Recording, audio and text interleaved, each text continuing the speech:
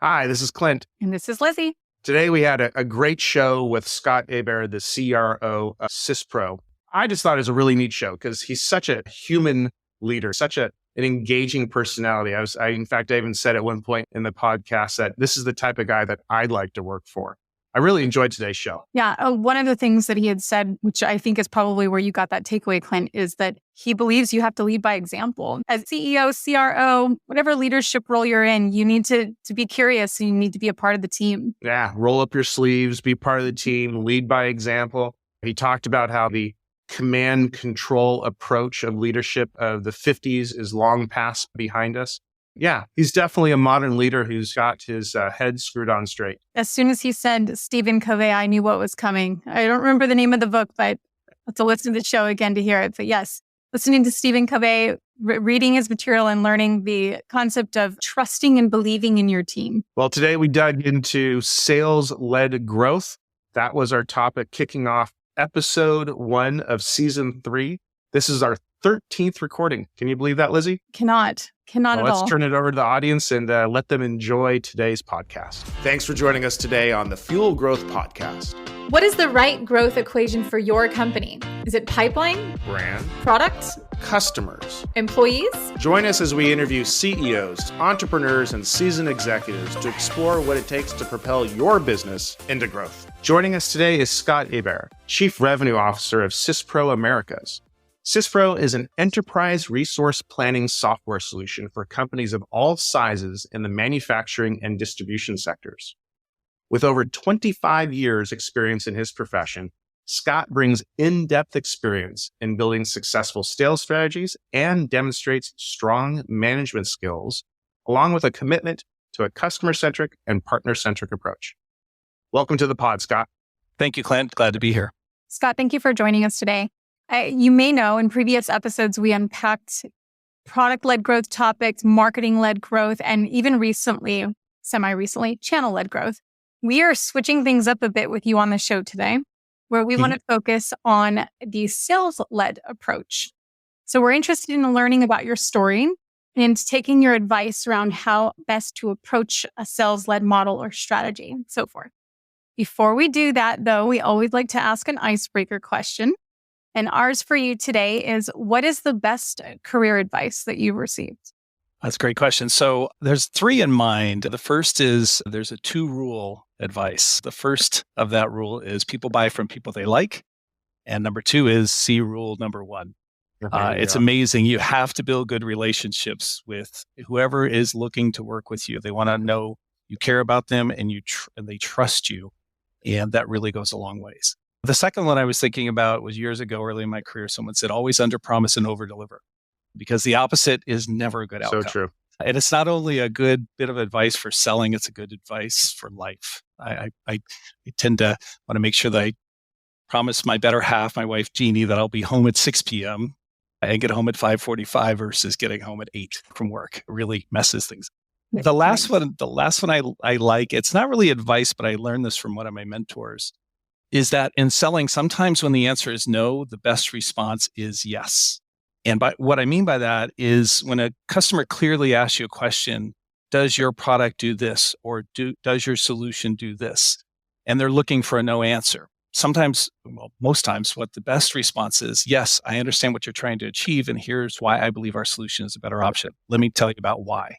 And I learned this from one of my mentors because I was through several meetings with him where he never actually said the word no. He redirected because the customer had a misperception of what they wanted and redirected them towards a better solution. And I love that. I take that with me everywhere I go. Yeah, kind of a yes if, right? Yes, if you look at it this way, right? Yeah. Yes, I see what you're trying to do. Let me tell you why this is a better way to do that. And it also kind of comes down to the challenger sale of challenge a customer to get them to say, hey, I didn't think about that. And that meeting was helpful because I walked away with new ideas. Yeah, because that's kind of, at the end, that's the purpose of a seller is to help guide somebody through a decision-making process, right? And so absolutely locking down opportunities and different ways to think, that's not what you're there for. You're there to unlock possibilities. I love it. That's great stuff. All right. So now let's get to know you even better. So give us a bit of your origin story behind behind the person who likes to say yes if, behind the person who likes to build those relationships with people. What led you to a career in sales? How did you come to SYSPRO? That's a great question. And I want to take it quite back to where I was born, but I think I'll take it from out of grad school. I luckily was doing on-campus interviews and interviewed with IBM. And it was interesting because I was MBA graduate and there was a whole room full of engineers. And I saw the value that I brought of also being in a lot of sales my entire life, just through college jobs and high school jobs. But going to IBM was a great experience. And one of my mentors told me there, I said, if you can figure out how to be successful here at IBM, you can figure it out anywhere. And I took that with me. I was there for almost a decade. So many people I know in the software industry got their start at IBM as well. Yeah. And such good people. They operate with the utmost integrity and are really focused on making sure the customer is successful. And then after a decade or so, I got a call to join Salesforce. And quite honestly, I had to look up Salesforce and understand who it was. It was that new in its origin, which seems hard to believe now. But it was a great next move to work for Mark Benioff and really see a marketing sales leader driving software and driving change in the industry. And so that was a phenomenal place to be, especially being the David versus Goliath. At the time, we were up against all the major players and we were this little tiny company of a couple hundred people. So that was fabulous to be in that position to really be a game changer and even literally teaching prospects what software as a service was. Right. And helping them understand how what were we calling it back in the early days? On demand, right? Application service provider, then on demand, yeah, then ASPs, cloud, and software as a service. Yeah, all those. Yeah, exactly. So I think that was a great place. And then I think just over my career, a bit in sales, and which led me to SYSPRO, and I've taken on the chief revenue officer role, leading the Americas. It's just been a great thing because I think I've also seen that where I was at Salesforce and other companies like Box, we were connecting into ERP. But what's fascinating about this is ERP is basically the bread and butter of the entire manufacturing business, from raw materials in the front back door to finished product on the production line to out the back door for shipping, billing, and receiving, and accounts payable. And it's just critical to how the whole business runs. And I think versus just being connected to it, this is the solution that runs their company. So what is it about sales that really makes Scott's heart sing, right? There's got to be something, if you spent your whole career doing, there's got to be a part that just really lights you up. What is that piece? I think that the thing is we're in a role to help people solve problems. We're not really selling, we're just trying to solve problems. I often tell my sales team, it's like, look, if you do your job well, you're going to help a person that maybe works 12 to 14 hours a day, maybe work 8 to 10 hours a day, and maybe get home to have dinner with the family. If you don't do your job well and you don't help them prepare for what they're going to buy and what's the responsibility on their side, you could put their career at risk. So it's very critical that we do the right job and solve the problem for the customers. I think it's about relationship building. It's about building trust. There's nothing more important than when you're trying to make a personal decision on any kind of a purchase, whether at a home, a car, or a new job, is that you trust the people that you're talking to. You trust that you're making the right decision, and you have to have that. So trust is of the utmost importance. Trust is that key part, you bet. Yeah. And I think I've just always operated on that level. And it's funny, I think sometimes sales can be seen as I fell into sales, but I think sales is what drives every company. It really drives the revenue. It really drives growth. It is really what helps a company get to the next level, because no product is so good that it sells itself. A very smart person once said to me, life is sales. By the way, that was my wife. So let me give him the call out for the very smart person who was convincing me that I needed to empty the dishwasher. Life is sales. Life is sales. Every parent out there knows life is sales, right? Absolutely. If you're trying to get your child to eat their broccoli, you're in sales. That's right. And we often forget that we use it every single day. I think so often folks will tell you and I can never be in sales. Yes, you're already in sales. You're already in sales. And people just need to realize that. And I know we're going to dig in that, that Lizzie, a lot. Yeah. Go ahead. We're going to get there for sure. And I have a feeling that the trust and people and relationships and whatnot, all of those things are probably going to be a theme for today. There is one thing that we've heard over and over from our guests, Scott, that business growth in general starts with having the right culture. And one of the things I was really interested in learning from you is, what does a sales culture within a company mean to you? Yeah, I truly believe you have to create a culture in that, as we just said, everyone is in sales. And by that, I mean, everyone should be prepared to tell friends, family, new acquaintances what you do and why it's important. And one of the things I've always found is really important is to make sure that every employee gets certified on kind of that first pitch deck. And it sounds really foreign to a developer to say, why do you want me to do this? But if you take the time and they go through and make sure they understand how to explain what your company is, why it's important, what problems it solves, and who are some of your key customers, you've already opened up the door to a new potential customer. And that can happen at a backyard barbecue, at your children's school, a dinner party, or even church. Everybody always asks, what do you do? What do you do for a living? What's your profession? You should have a good story to tell. And I think it's interesting because I've seen some people get stressed out about that aren't necessarily in sales, but I think it's so important that every single person can tell at least a 30-second story of what you are and why it's important and why do you work there. And I think that's part of the sales culture. I think also just celebrating that every time we win or help a customer or make a difference in a customer's lives, it's the whole team's effort that made that happen. It's not just Joe from sales. It's everyone in the entire organization that helped us get. Yeah, I think the elevator pitch, if you will, for dinner parties like you're mentioning, out and about, sitting on an airplane beside someone that's interested in what you're doing is really important regardless of the position. Totally agree with you on that. Yeah. I'm really curious. So what we just described is more prospective, right? You're having conversations, trying to get people to know more about your company. On the flip side, if you already have customers within your business, I'd be interested to know what practical tips that you found effective to embed a company-wide sales culture where every employee understands how to feed information back through into a potential sales opportunity. And before you answer, I'll give you a really good example and why this is so interesting to me. Recently, I went to look for leadership development opportunities through prestigious universities, and I was trying to find a program that would fit my needs. And there was one in particular, very well-known university. I won't name them here.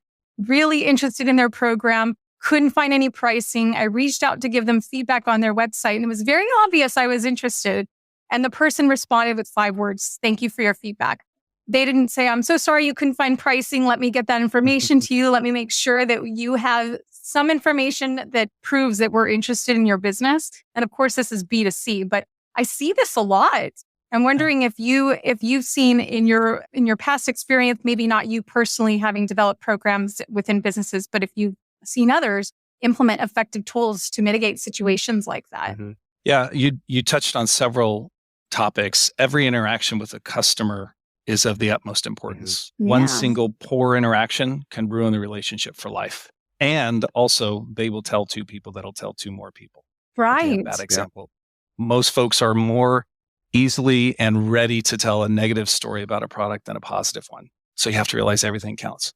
But as far as tools, the one thing that I think is so important is that everyone works from the same set of data.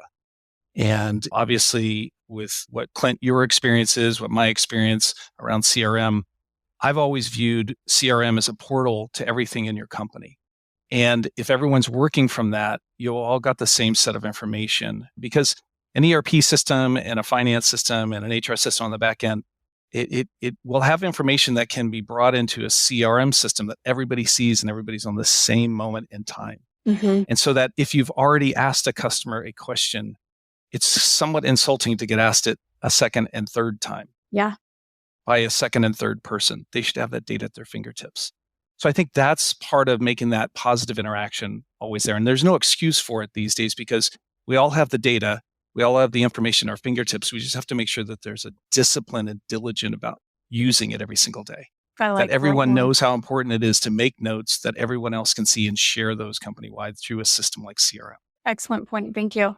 So we've talked a bit now about creating a sales culture across the company, and you gave examples of everybody being able to deliver the elevator pitch and that sort of thing. Let's dig into the sales team itself. You've led sales teams your whole career. How would you describe the culture of a winning sales team? One of the best aspects of a winning sales team is being willing to lose. And it's kind of contradictory because the last thing anybody in sales wants to do is tag, "I lost an opportunity," or get on a weekly sales call and report that they lost an opportunity. I was just on a company-wide call, and one of the advice I gave to our salespeople was, if you're not losing deals, you're not working hard enough. And from what I mean from that is, if you're only working on the low-hanging fruit, you're only going to grow so much as a company. What the really good salespeople do is they reach up for the higher hanging fruit, the harder deals to win. And getting to those means they might not win them, but that's okay. And having that allowance, that go for it, make sure you're trying for those harder ones. If there's ones we're just not going to win, that's okay. We can walk away from those deals, but try for those ones that are a bit higher hanging. Otherwise, you're just going to stay at the same growth pattern you always have had. Mm-hmm. And I think that's so important because it sets a mindset of, I'm going to go at all effort to win this. And even when it's a challenge, because we've seen deals that we didn't think we can win and we do win them. So I do think having that allowance to make those mistakes is really important. Because if there's fear of repercussions of losing a deal and you lose your job, you're not going to take any chances. And I think that's something that has to be instilled in our salespeople. Yeah, definitely. It stifles creativity too. Yeah. All those sports analogies come to mind, right? At bats, taking shots. You will miss 100% of the shots you never take. But or a fantastic baseball player's got 250 or 300 batting average, which means they're missing. Yeah. They're not getting on base 70% of the time, that sort of thing. The whole point in there, I think you're saying, is you got to be swinging. You got to be going for the fences. You got to put yourself in the game, huh? Yeah, absolutely. And also just acknowledging that you're not going to win every deal. And we as a product or a solution are not going to win every opportunity, and acknowledging that, but just let's win the ones where we can, and let's win the ones where it's, a little bit more risky, because that's where the real growth is going to come from. And that's where you start discovering there might be an entire industry that you're an excellent fit for, because industry verticals within companies don't come about because you decide. You go win a deal, you learn the industry, and then you rinse and repeat. Mm-hmm. And so taking the chances, learning about a new industry is an excellent avenue for growth within any company. And I think sometimes we're like, no, don't go there. We don't do that well.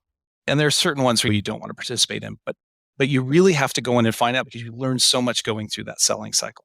And then the other part of that is making sure that the team puts in the system, why did we win this? What were the key problems the customer is trying to solve? Where were we a perfect fit? Where were we not a perfect fit? So that everybody else learns from that, so that you can use that on future opportunities. Sharing of information, sharing of why you won or lost is so important. It's interesting too. Sales reps love to mark a deal as a win and then talk about all the reasons why they won. They hate to talk about all the reasons they lost. But as a company, it's so important to know exactly why we lost. And it can't just be, the guy didn't like my face. It can't be something like that. It's got to be because of these things, these features, functionalities, a match. We did get to a certain decision maker. Those types of things are the lessons we can learn, and we can improve our product every single day. And I think salespeople need to know that when they put the loss information in there and they really take it seriously, it helps us improve as a company every single day. I love how you keep weaving it back to CRM. That's great. I'm really curious about this. You mentioned make sure that these notes are well within the CRM. And of course, I would totally agree with that, being in the space that I'm in. On the other side, though, I am interested to know, you've got the CRM, which is a point of access that you would assume any sales rep would have access to see the information. How do you make sure that it's widespread knowledge, though, rather than having the expectation that a sales representative will go into a deal, for example, and look at why did we win or lose this? In other words, have you seen, especially in the remote world, an opportunity or programs that you've put in place to make sure that sales teams are sharing information more widely with each other? Yeah, that's a great question. Obviously, I also think that not just sales team, but product teams, support teams, everyone should be on that same system, because there's so much insightful information, and also just that sharing of knowledge when anyone gets on the phone. But I think one of the things that you've got your weekly sales calls, and you've also, one of the things I installed when I was earlier in my career was I called it the sharing and caring call. It wasn't management. It was just me as a sales rep getting every single other salesperson to get on a call and talk about what's working and what's not working. That's great. And having that open forum in a safe environment. It's interesting, when we first started using social solutions within the workplace, it was interesting because everyone wasn't quite sure what you put in there. And I remember developing a group called Airing of Grievances. And it was really interesting because you had one social group instance where everybody could just share their grievances. And sometimes it just instilled that like, it's okay to share. There's some folks that'll overshare and you need to make sure somebody doesn't overstate some things, but it's important to make sure that that's occurring. And I think any kind of tool where everyone's on the same system is so important, but that's the most important thing. I think one other thing I think this takes it beyond just sales is not only celebrating sales successes, because one of the things I've always instilled is we do a sales win notice. And it's not just, and you can trigger your CRM to say, we won this deal. Great, everybody sees it. But what I really like is when it adds details about who was the competition, why were we selected, what were some of the critical points that made it happen, and you put that out there either through the CRM system automatically triggered or even in a little bit more marketing-driven email, because everybody likes to know you're getting wins. Everybody in the company likes to know you're putting scores on the board. But I also like to make sure that we celebrate a support win where our support team supported a customer and got an incredible compliment from a customer. What we do is we send out notes that have the quotes from customers and we acknowledge the support team that brought that win from a support perspective. I think you can also do it from marketing if we had an effective sales as a team event. Sport, right? Exactly. Yeah. Everything should be celebrated as if it is a sales win. And it brings everybody into feeling good about what they do and the impact that they're having. So I heard here, take the big shots, go after the big deals, push the envelope. I heard celebrate the wins, share the success, but also take the time to deconstruct the losses and understand why you lost. And around that is the whole idea of sharing. Sharing is caring, right? And then I also heard in there, leverage the tools like your CRM system to enable that sharing and take good notes and that sort of thing. And then I also heard in there, the whole endeavor, it's a team sport and everybody has their own wins and everybody has their own places to learn from. Let's take it a little bit deeper into the elements of a sales engine, if you will, right? What are those tried and true elements that you're thinking about in a successful sales-led growth model? I'm thinking things like prospecting, pipeline, stability, things like that. What are the topics that really come to mind for you that you drive with your sales teams? Great. And yeah, I might add one flavor to that. I think one of the biggest mistakes I hear from sales leaders is they aren't in CRM. That's from my team. That's for my VPs of sales to be in. I think everyone, including the CEO, should be in CRM. One of the most effective things I had happen early in my career was when I was at Salesforce, was Mark Benioff shot me a quick note. I think it was about 12:30 at night, shot me a quick note and said, "Hey, Scott, I went to college with the CFO there. Let me know how I can help." Because he looked in CRM, he looked at the deal, he looked at what I was working on, and it was important to him. Yeah. And when I saw it at 12:30 at night from my CEO, I couldn't sleep for a while. So it definitely had an impression on me, but it also, it led me to truly understand that if it's important to Mark, the CEO of Salesforce, it's important to everyone in the company and that he really does care. And that is very powerful for a leader to do. Make sure you get in there and you look at it. Don't just look at the dashboards and the reports, look at the deals, look at the details and jump in and see where you can help. And you only need to do it about once or twice a month and a whole sales team will hear about it. It also helps in my perspective, in my experience, to speak from truth, speak from fact. As opposed to, I can't tell you the number of times I've been in various meetings where people are spouting opinions and conjecture, and you ask, what's the data behind that? Well, I don't have data that's to specifically support it, but my impression is, well, okay. Speaking from truth and having those tools that track the data, to me, that's such a more effective way to lead, right? Yeah, absolutely. And back to your original question, as far as the most important mechanics and important pieces of sales, I think number one is that we partner really closely with marketing. Mm-hmm. Marketing and sales are really one and the same thing. It's just coming at it from a different part of the sales cycle. Marketing is coming at it from the very, very inception, and sales is coming at it from the first demonstration through close. And we're really making sure when marketing and sales works together that we're communicating the same message, because marketing does such a great job of helping us create the messages. We have to be consistent across both what we're telling them before they even pick up the phone to call us to what we're telling them as they're about to sign the contract. So there's consistency. So I think that's really important. The messaging is there, but then also how the bridge between marketing and sales is your your EBR, SDR team, your sales development reps and your enterprise development reps that are taking those leads and responding to them as fast as humanly possible. Because that's the most important thing in this day and age, is that make sure you've got excellent junior salespeople that really are being trained to move into sales, that are working those leads and turning them into qualified opportunities. So they go from an MQL to an SQL quickly, because time is of the essence. I think 24 hours, you've already lost the deal in today's day and age. You've got to respond quickly. So that's one thing we've developed out is our EBR team, SDR team, that really makes sure we follow up on those. And then making sure that they're working closely with sales. Many times that team is put in marketing, but I believe that is a sales function, because you want them selling as soon as that lead comes in. You want a person that's qualifying, doing discovery, and getting all the right information so that we can be best prepared for that first meeting, that first demonstration. And then obviously making sure that the sales team is all in alignment with what we're doing. And I think having that build in the sales team, and then I believe every sales leader should be able to jump in on every deal. You can't on every deal, but wherever you need to, because quite honestly, the board will call me and ask me about a deal, and I have to know about it.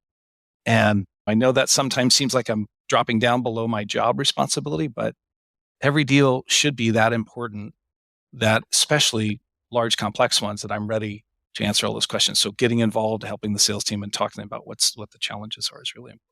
So rolling up your sleeves, being willing to jump in, because a lot of times you don't get to this position unless you're a pretty darn good person. You hope that you're a great leader, but more importantly, you're here because you know how to sell and you want to teach others how to sell. So make sure you're involved in leading the charge. Hey, Scott, you mentioned something about the 24-hour turnaround in the BDR, or I think you may have said EDR world. Yeah. This is something I've seen a lot of companies, they're not doing very well at. I've even seen some stats go so far as, say, 72 hours is what they're seeing in a B2B world. Now I'm coming B2C as my experience as a consumer when I reach out to businesses, of course, for things I'm interested in. But I'm curious to know from your lens, why does that happen? What are teams not putting in place that that's allowing you or your business to respond so quickly and hit that SLA? That's a great question. I think one of the biggest mistakes is we often just shoot the leads to the sales reps, who are typically on a plane, in a car, with a customer, and we expect them to respond while traveling and while they're working on current opportunities. And even the best sales people in the world can't always get to a lead right away. So developing out that inside sales team or sales development rep roles that can respond, that are ready, and also do even outbound, so they're constantly talking to prospects, is really the key to it. And even if you just have 2 or 3 of those folks, even one, just that is their full-time job is to respond to leads and make sure that it's taken care of, is the most important. Do you think it's the same skill set, that kind of outbound prospecting skill set and that inbound lead qualification skill set? Do you think you could hire one person that does both? Yes, and we have in the past, but what you start developing is you see that person grow into a person that can do more outbound, can make those connections versus just inbound response. Typically, that takes a little bit of time, and time in seat, and time making the pitches. Mm-hmm. It's interesting. We just did an event in Chicago, and we had both our SDR and EBRs at the event. And afterwards, I was speaking to them. They said, it was great. I got to do the pitch 150 times a day to everybody. It was just amazing how they just develop their skills over and over again, like anything else in life. But those are 2 separate things. You've got to be able to target the right people, do the right research, ask the right questions, send the right email, and make the right connections through LinkedIn or other tools to get that warm introduction. The other ones are just make sure we're super responsive. They know the right answers, and they know how to get specialists on that can answer a more complicated question. So we've been talking about doing everything right. Let's shift gears here for a second. And just thinking back across your sales leadership career, what are the top 2 or 3 mistakes that you've made yourself? And any stories in there, or how that led your own personal growth, that sort of thing? It's an interesting question. I'm trying to think about it from different phases of my career and my life. I think early on in sales, I think one of the hardest things and mistakes is the old adage, know when to fish or cut bait. Mm-hmm. Because sometimes you're not going to win a deal. You're better off walking from a deal that you're not going to win instead of wasting everybody's time and resources. And I think that's something, it's very hard for salespeople to walk away from any deal. And I think many times, even even buyer knows that once they've got you so far into the process, you've got so much invested, you're not going to pull back. And I think I realized that early on during a sales engagement where we received pretty good information the customer was always going to buy a competitor's product. And so I met with our executive sponsor. I said, you know what, we're going to pull out of this, and it just appears that you guys are moving towards another solution. No harm, no foul, no offense taken, but we'll let you guys move on. It was amazing what that did to that executive. They said, no, wait a second. There's 5 people that want the other solution, but I believe you're the best solution, and I'm fighting this battle, and I believe I can get you there. I was like, okay.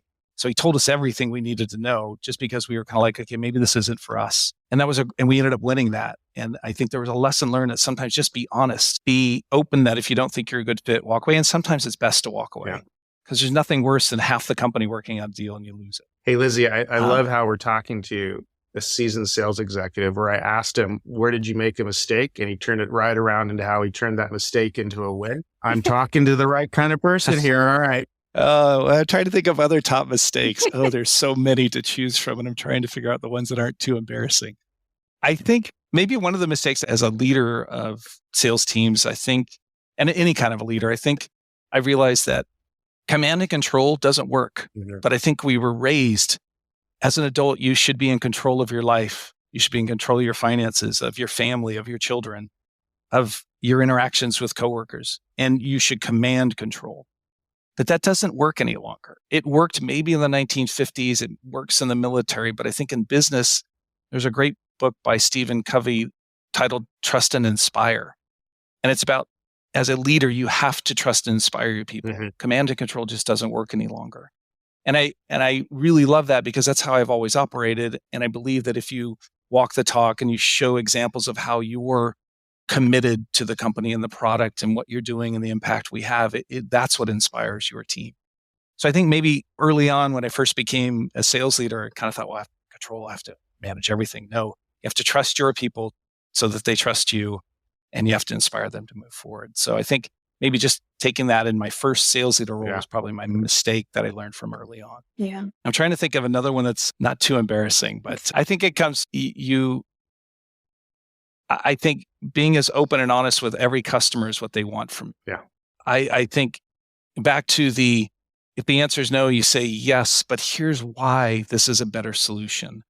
Being honest, or the other one I think is if they're not if they just want to plug and play solution and they think they don't have to do much effort, you have to tell the customer you're going to fail. And that's a really hard conversation to have, to say, if this is your approach, you're going to take. The example I've seen sometimes is they take an administrative assistant and they put them in charge of a major software implement because they're small and that's the person who has time for it. And an executive's too busy. You're going to fail. Especially in the CRM space, sir, I think it's underestimated that there's a partnership involved and there's work that's required on each party's part, and each party will be unsuccessful if neither party does their part. I think that's a really good lesson to bring up. Yeah. And then I think also along those lines is building a mutual plan with a customer, because you have to put on paper what their commitment is to make it successful. Mm-hmm. Executive sponsorship, executive leadership, executives rolling up their sleeves and getting involved in what they really want from it. And then somebody who's managing it from a project management side on their side. The standards of what enterprise companies do, but a lot of times those small to medium-sized companies just want to throw it at Phil in accounting and say, Phil, this is your baby, you run it. And that's not how you're going to be successful with any software implementation. Yeah, it's an excellent point. Thanks for raising that. Well, it has been awesome having you with us today, Scott. We have one last question for you that we found the last year seems to have the same answer, but we'll give it a shot anyway. Where can our audience find you if they're interested in learning more about you? Sure. So obviously LinkedIn. And then also hashtag SYSPRO on LinkedIn. Our marketing team and our sales team is quite active. I constantly get comments from friends and family just seeing some of the neat things we're doing, whether it's social work, volunteer work, or even just our recent partner summit where we built bicycles for underprivileged kids. Just those types of things are really important to put out there, and just learning more about SYSPRO and the community. Oh, that's great. I'm following it right now. Okay, great. And there's some funny pictures of me sitting on a very small bicycle. So feel free to poke fun at that. Love it. Well, thank you, Scott. We very much enjoyed getting to know you better today, and wish you nothing but success ahead of you. You're the kind of boss that I'd love to work for. You're just a fantastic chief revenue officer, and you build a great team around you. That's really great to hear. Wow, thank you, Clint. That's an amazing compliment that I don't take lightly. Thank you very much for that, especially with your achievements. And Lizzie, thank you very much. Appreciate the questions. Hopefully this was helpful. I've really enjoyed speaking with you.